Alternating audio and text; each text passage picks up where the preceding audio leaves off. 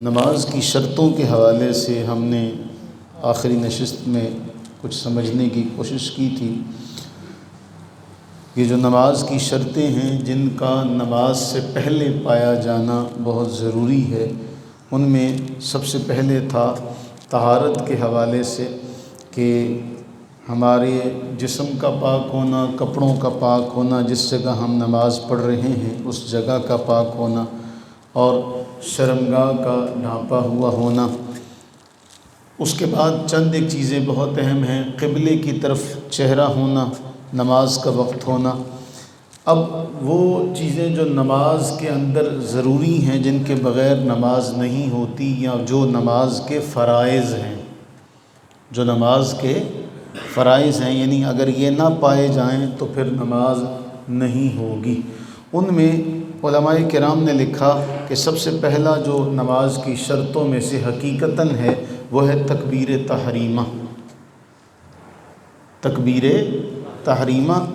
اس کے بعد نمبر 2 ہے قیام، نمبر 3 قرات، نمبر 4 رکوع، نمبر 5 سجدہ، نمبر 6 آخری قعدہ، اور نمبر 7 خروج بسنعہ، یعنی السلام علیکم ورحمۃ اللہ کہہ کر نماز سے باہر نکلنا۔ یہ 7 چیزیں ہمارے فقہاء نے ان کو نماز کے فرضوں میں شمار کیا ہے۔ نماز کے فرضوں میں کیا کیا؟ ان کو شمار کیا۔ تکبیر تحریمہ کے حوالے سے آپ جانتے ہیں۔ اور اس کے بعد دوسرا ہے قیام۔ یاد رہے کہ جو فرض نماز ہے اس میں قیام بھی فرض ہے۔ جو فرض نماز ہے اس میں قیام کیا ہے؟ فرض ہے۔ جو نفل نماز ہے اس میں قیام بھی نفل ہے۔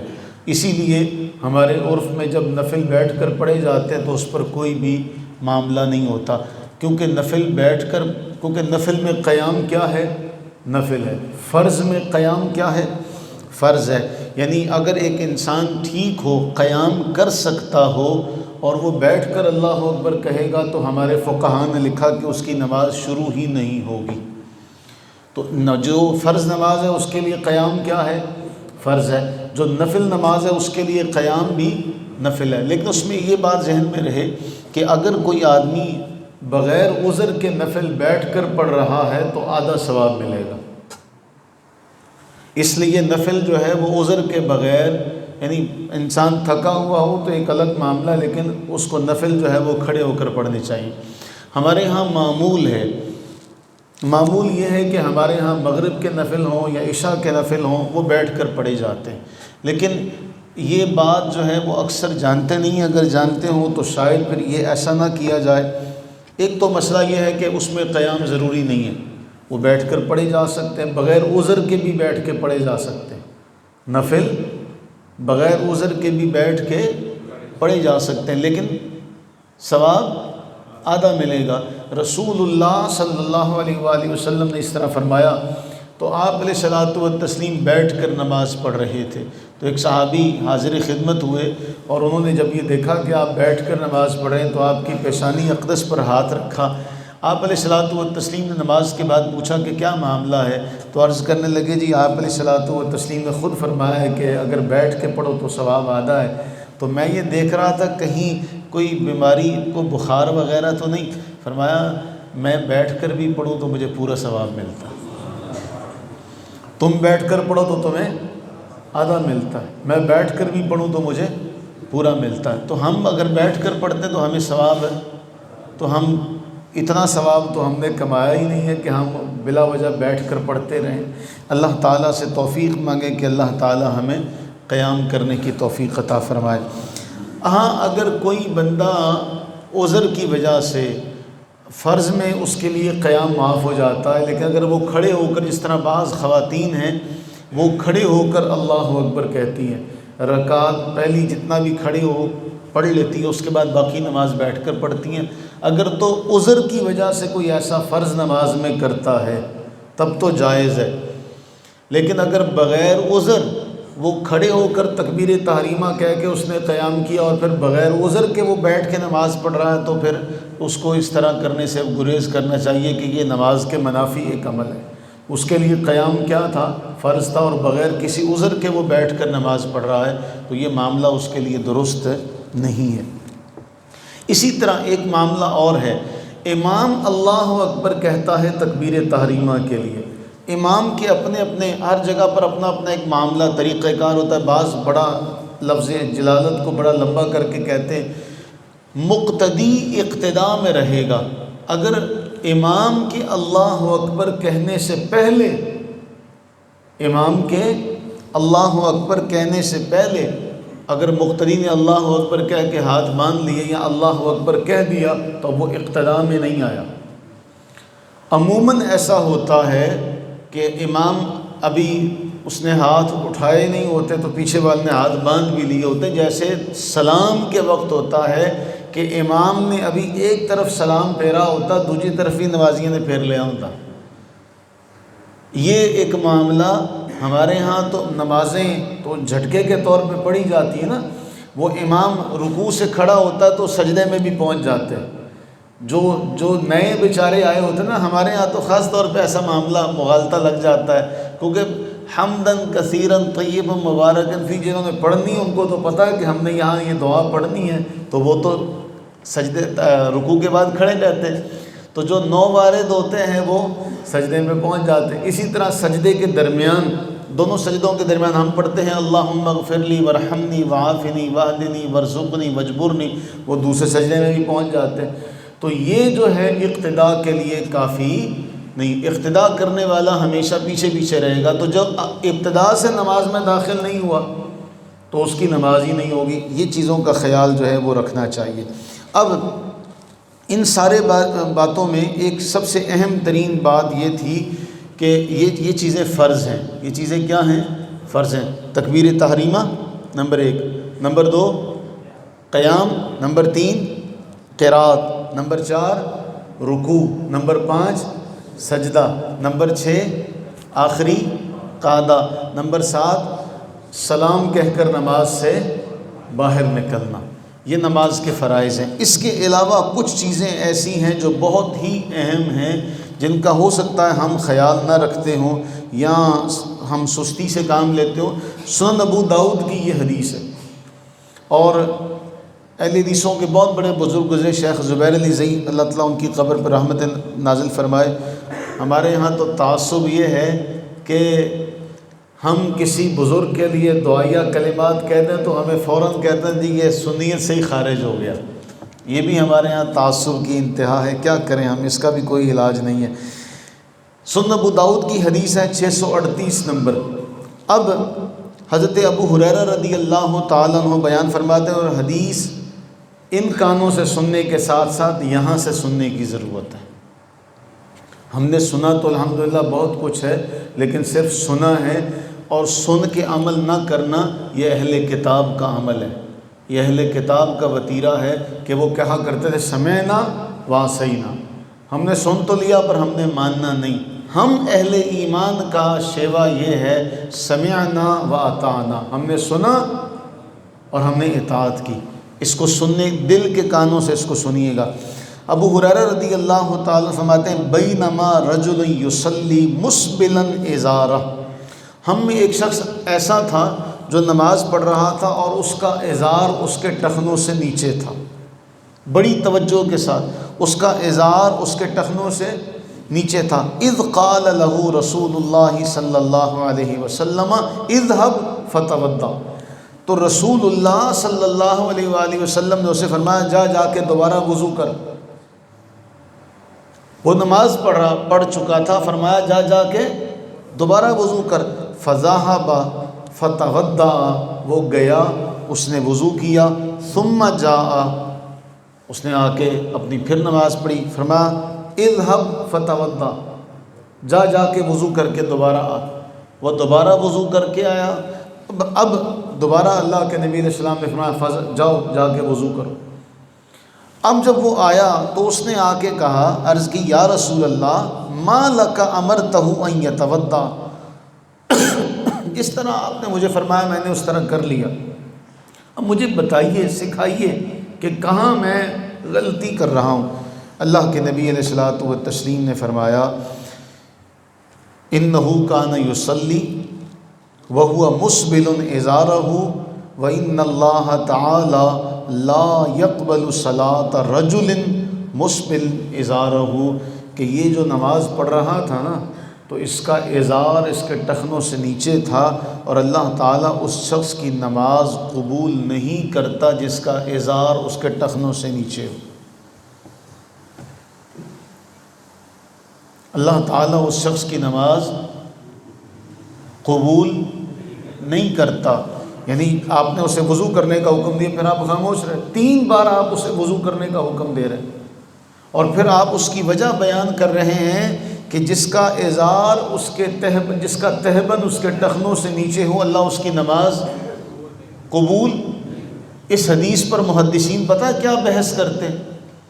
اس حدیث پر محدثین بحث یہ کرتے ہیں کہ اسے اللہ کے نبی علیہ السلام نے ازار نیچے ہونے کی بنا پر نماز دہرانے کا تو حکم دیا ہی دیا، اسے وضو دوبارہ کرنے کا بھی حکم دیا۔ محدثین بحث یہ کرتے ہیں کہ بھئی جس کا ازار اس کے ٹخنوں سے نیچے ہو اس کی نماز نہیں ہوگی، اس کا وضو بھی رہے گا کہ نہیں رہے گا؟ محدثین اس پر بحث یہ کرتے ہیں، اور پھر یہ کہتے ہیں کہ اگر اس کا وضو قائم رہتا تو حضور سے کبھی یہ نہ کہتے کہ آپ وضو دوبارہ کر کے، یعنی اور ہمارے نزدیک یہ معمولی سی بات ہے۔ اب ہر نماز کے وقت تو نہیں نا ہم ایسا کہہ سکتے کہ ہر نماز کے وقت یہ اعلان کیا جائے بھی اپنے اپنے ازار ٹخنوں سے اوپر کر لیں۔ یہ ایک ایسی پریکٹس ہے جو ہمارے ایمان کا حصہ ہے، اسے ہمیں اپنانا چاہیے۔ اس میں عام تو کیا خاص بھی آپ کو اس میں نظر آئیں گے کہ بڑے بڑے علماء فضلاء جو ہے وہ اس حدیث سے کنی کترا لیتے ہیں اور اس کی اپنی منمانی تشریح کرتے ہیں کہ نہیں جی یہ تو تکبر کے لیے تھا فلاں۔ اب اس میں کیا معاملہ ہے تکبر کا؟ اللہ کے نبی علیہ الصلوۃ والتسلیم سے فرمایا جا کے وضو کر، پھر سے وضو کر، پھر سے وضو کر، پھر سے وضو کر۔ اب اس پر بحث یہ کرتے ہیں محدثین کہ نماز تو نہیں ہوئی، نماز تو اسے دوبارہ لوٹانے کا حکم دیا گیا، اس کا وضو قائم رہا کہ نہیں کہا وضو بھی دوبارہ کرنے کا حکم دیا گیا۔ تو ہمیں اس کا خیال رکھنا چاہیے، ایک بات۔ دوسری بات، ہمارے ہاں بعض جائے نماز ایسے ملتے ہیں، چونکہ ہم اس بارے میں اتنا جانتے نہیں ہیں، اور ہم پتہ کیا ہے، ہم نے پوچھنا ہے لوگوں سے۔ میں نے کل ایک ساتھی کو دیکھا کہ وہ ٹی شرٹ کے اوپر ایک جانور بنا ہوا تھا، تو میں نے کہا کہ اس پر تو نماز نہیں ہوتی، تو مجھے کہتے جی میں دکاندار کو پوچھا سکا، دکاندار کہتا ہو جاؤ گی۔ ہمارا یہ نا، ہم دکاندار سے ہم نے جا کے پوچھنا، اس نے تو بیچنا، اس نے کہتا لے لے جان نماز نہیں۔ اب اچھا کہتا کیا کہتے ہیں آگے سے، جی منع ہوندا تو دکاندار تے کیوں بیچ دے؟ تو شراب بھی تو بکتی ہے نا، منع ہی ہے نا، پھر بھی بکتی ہے کہ نہیں بکتی؟ جو چیزیں اگر کہیں بازار سے مل رہی ہیں، یہ تو کوئی دلیل نہیں ہے کہ جی مل رہی ہیں تو وہ جائز ہوں گی۔ تو ہمارے ہاں کیا معاملہ، کتنا حسین معاملہ ہے کہ جی میں دکاندار کو پوچھا سکا، وہ کہتا ہو جو گی۔ اس بیچارے کو خود بھی پتہ نہ ہو تو وہ آپ کو یہی مشورہ دے گا، تو آپ نے اس کے کہنے پر وہ لے لی۔ یہ خیال نہیں ہم رکھتے۔ ہمارے ہاں کیا ہوتا ہے، جائے نماز کے اوپر مسجد نبوی شریفہ کا، گنبد خضرا کا اور خانہ کعبہ کا پہلے وقتوں میں تو بہت عام تھا۔ ہماری مسجد میں جب ہم شروع میں آئے تو یہاں ایک مخصوص دریاں تھی جن کے اوپر گنبد خضرا کا عکس بنا ہوا تھا۔ میں نے وہ دریاں آ کے اٹھوا دی، مجھے کہتا جی اتنے پیار سے کسی نے دی ہیں، اتنی یہ نفیس ہیں۔ میں کہا یہ اس پہ کیسے دل کرے گا، ہو سکتا ہے اس پر چلتے ہوئے آپ کا پاؤں آ جائے۔ ایک تھوڑا سا بندہ تصور، اچھا پھر پتہ ہے کیا کہتے ہیں، وہ جی شبیہ ہی ہے۔ اللہ کے بندو شبیہ ہی ہے تو شبیہ بھی اس کو دیکھ کر ایک عقیدت محبت پیدا ہوتی کہ نہیں ہوتی؟ اس طرح آپ اپنے ابا جی کی تصویر نیچے رکھیں، اور نیچے رکھ کے تو دیکھنے والا کیا کہے گا؟ دیکھنے والا اس کو کہے گا یار یہ بے ادبی ہے۔ تو اس میں جائز ناجائز والی بات نہیں، اس میں یہ خیال رکھنا چاہیے کہ ایسا جائے نماز جس کے اوپر خانہ کعبہ کا عکس بنا ہوا ہے یا گنبد خضرا کا عکس بنا ہوا ہے، تو اس پر نماز پڑھنے سے اجتناب کرنا چاہیے، کیونکہ اس کے اوپر آپ بیٹھیں گے اور تصویر نیچے ہوگی، وہ شبیہ ہی ہے لیکن پھر بھی ہے تو شبیہ نا ہے، تو اس کا حکم کہتے ہیں اس کا حکم اصل بات نہیں، لیکن اگر اس کی اگر کوئی گستاخی کر دے، توہین کر دے، تو کیا پھر اس پر اہانت کا آئے گا کہ نہیں آئے گا؟